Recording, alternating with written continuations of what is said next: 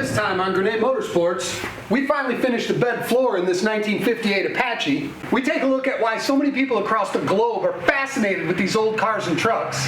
We finally get some seat time behind the wheel of this one. Come on, let's go.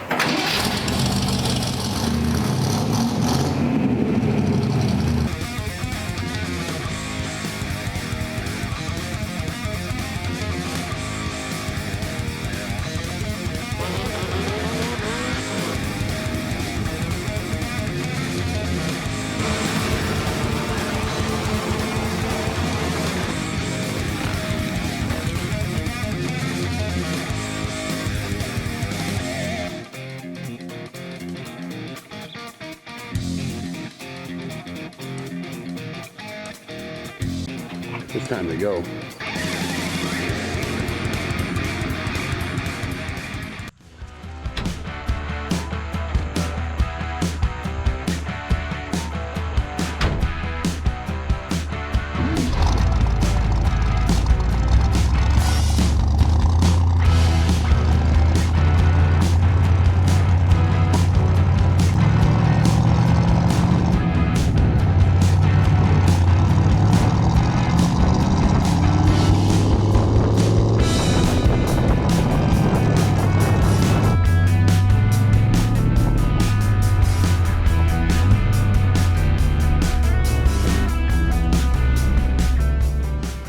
You've all seen the TV auctions, right? Barrett-Jackson, Mecum, RM Auctions, Sotheby's, yeah? This week's episode pays a bit of homage to the auctions, the announcers, the historic, classical, iconic designs and shapes, along with the cars, the announcers of all of these auctions, the guys that fill in the blank spots, the guys that describe all the cars. People like Scott Hoke, John Craman, Mike Joy, and Steve Mignante, just to name a few. Mignante is one of my heroes. That guy is an encyclopedia of knowledge. And he has been for many years and still is to this day. While he had some health problems recently, he's getting back on the mend, and he's just as sharp as he ever was. It's a lot of fun to watch.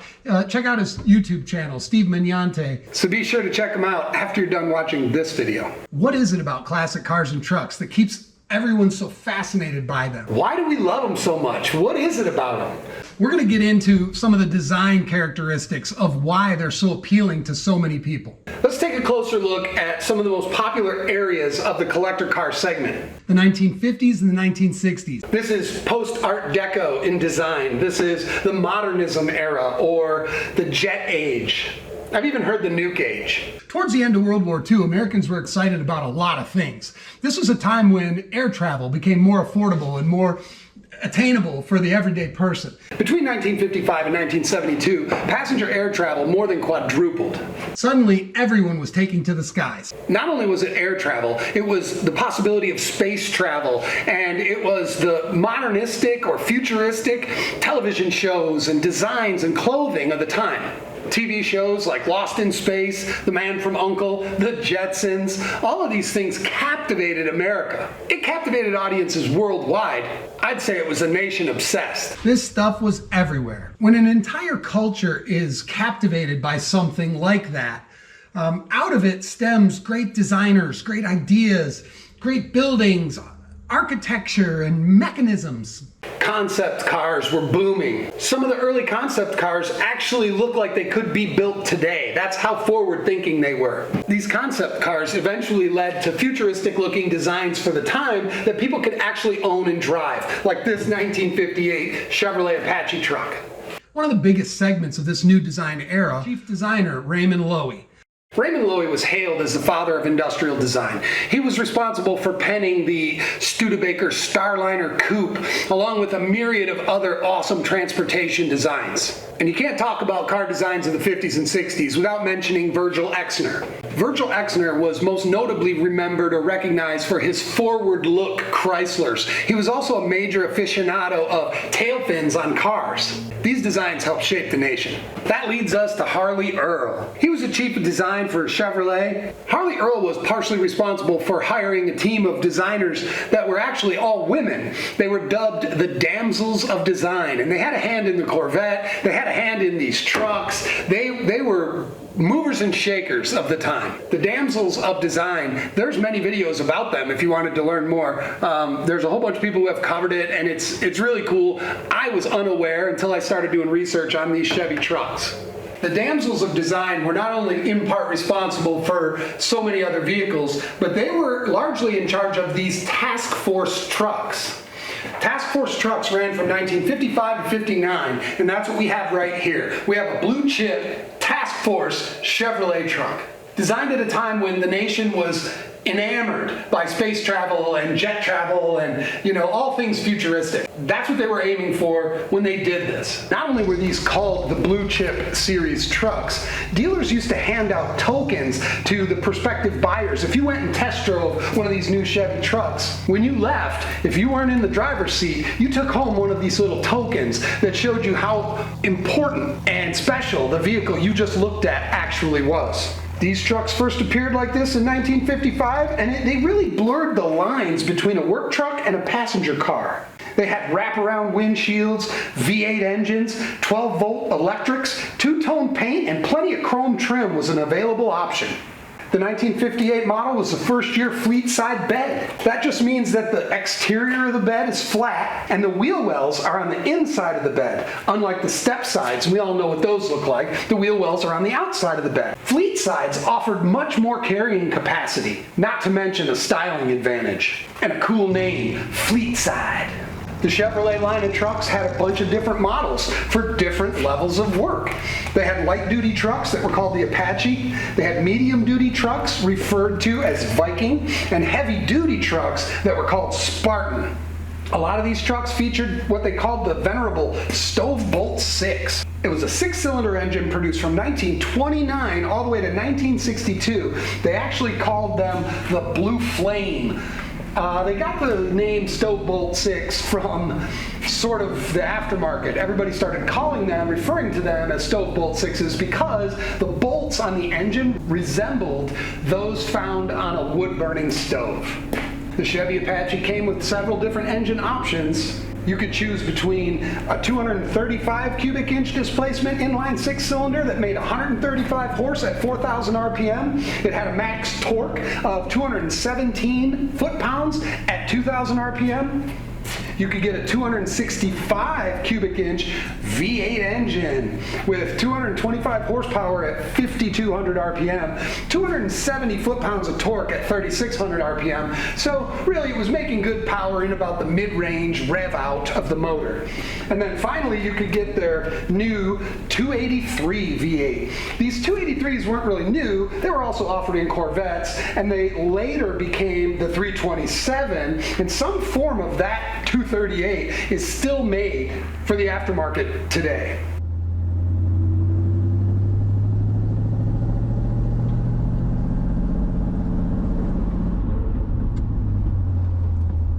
When I'm talking with other people about these old cars and trucks, we always end up finding ourselves in the patina versus paint conversation, both of which have merits. Painting a truck and restoring a truck increases its value and makes it beautiful, and there's just so many benefits to that. But there's also a few downsides that the patina look doesn't have. And I know this subject's been done to death, but the reality is I deal with them. So I prefer the patina trucks. Number one, cost. That's it. That's simple. They're cheaper. They're sort of the everyman hot rod, the everyman vintage vehicle. Is there a place in the world that's fall temperatures all year round? Because that's where I'd like to be. It's finally wood shop day. We're gonna router boards. First I gotta cut all these bolts though.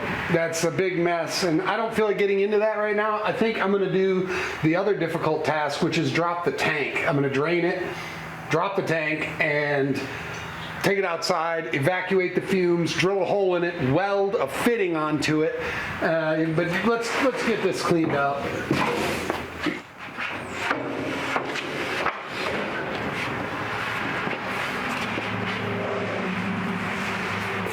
Not everybody has millions of dollars for awesome hot rods and, giant shops and cool TV shows. Some of us are regular people and we want to do regular things, but they're a little different. That's what these old trucks are good for.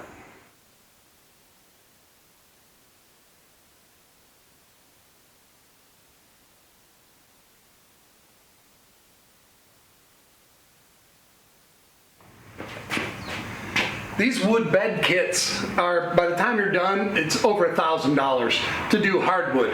So I'm doing pine, but that's okay. I'm gonna treat the lumber on both sides anyways, so it'll last for many years. And besides, it'll be easy to change in the future. It's not like this thing's gonna do any real work anyway. Since I've never done this, I want to make sure I'm using a couple test boards to get the height and the depth of the router cut. And in order, all the math in the world, I mean, maybe if you tried hard enough, you could figure out exactly, but you got to allow for variance. Variance in the holes, variance in the metal, variance in the curves. So the best way is real world assembly. So I've mocked up some posts here. As you can see, I drop these down in there, and I'm going to slide the boards together until I get to the end, in which case I'll take one of the wide boards and make a fender notch in it.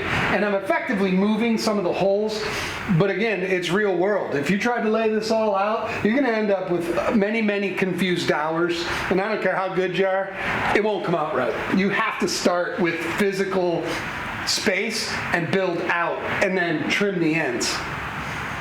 It's kind of like a tile job, give or take. So anyway, this is going to take a long time. I'm not going to make you watch all this. I want to get it to where the boards are routed and assembled and laid out with the metal strips, which, by the way, these are very expensive. Just to buy these, you're talking $500. Now, some of these are not in great shape, but I beat the hardware out of them. Some of them still have the hardware in them. I'm going to grind that out. But what I'm going to do is basically just put a flat metal strip over top of it with a couple of extra screws. There's only a few spots that are bad. Believe it or not, most of it's pretty good. So let me get it all routed. You can check back in here in a second when I have it assembled. So I got the tool set up. I even have a shop vac on here that helps pull debris. And I've got it worked out to what width I want the router, and I've also got the height. The height is perfect right now. It'll leave this wood, it'll leave this strip stick up a little, which is what you want. It's to protect the wood and hold it together. I need to move this guide back a little because I worked out that it's exactly 1/2 inch on all boards that you need. And I'll router a few, lay them in, make sure that's right. If it's wrong, I guess I can flip them over.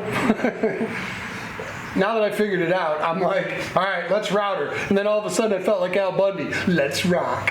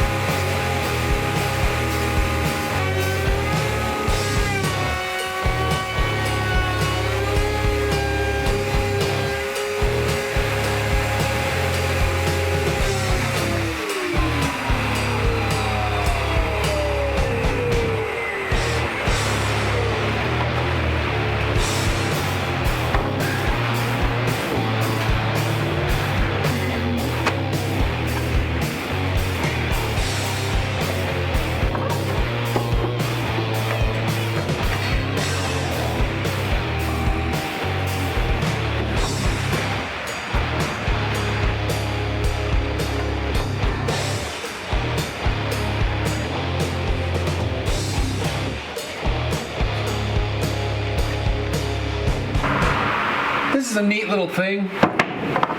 This one's actually very old. Some of you know what it is, some of you don't. It's called a contour gauge, and it's basically a bunch of thin pieces of metal jammed in this case, and you push down to one side, and then, like, say you want to duplicate the pattern of a molding on a window, or you want to duplicate this curve or the shape of anything really, you just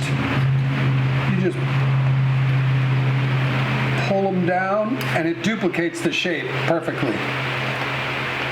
Then you can trace that out and the piece you make will fit right on your thing. So the hope of this right now is that I can get this curve, and then I'm gonna mark them and cut out the piece so when I router this one and slide it in, it'll look just like the rest of them, but it'll be perfect fit. So,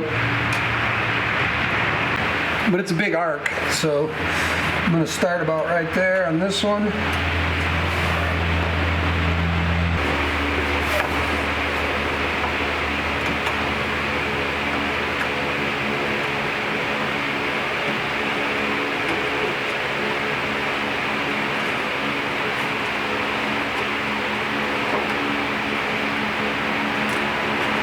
It even made the dent. So if I just continue that about another 3/4 of an inch or so, I'll be able to get that curve. And this one,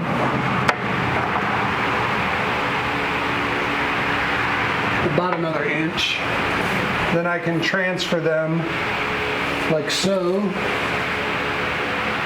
and like so, and make a mark.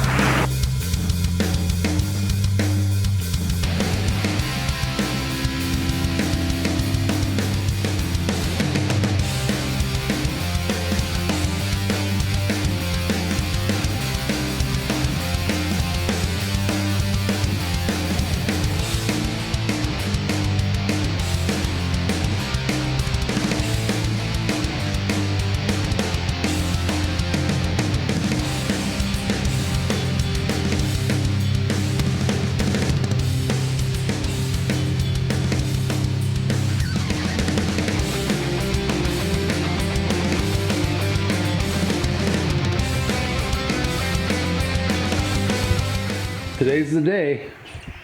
We're gonna get those bed strips reconditioned, and we're gonna get all of this put together and get it out on the road.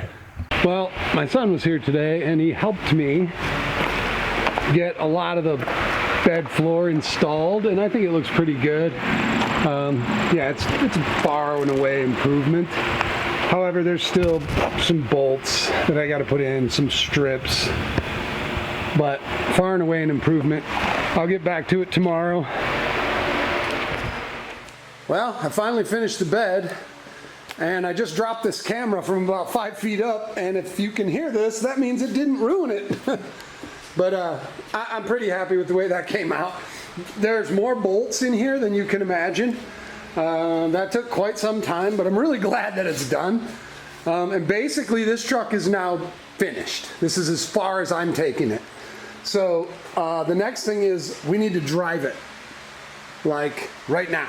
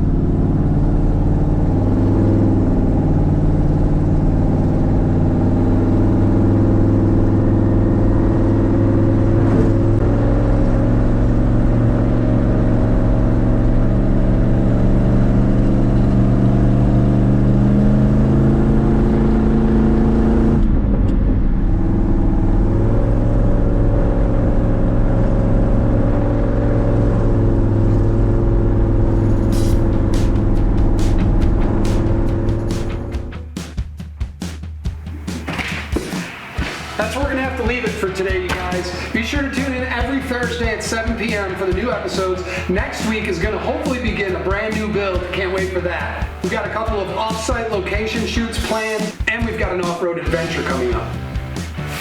As always, thanks for watching. Please remember to like, subscribe, and share. Give a thumbs up, leave a comment, ask a question. I'm here to help. Thanks. I'll see you soon.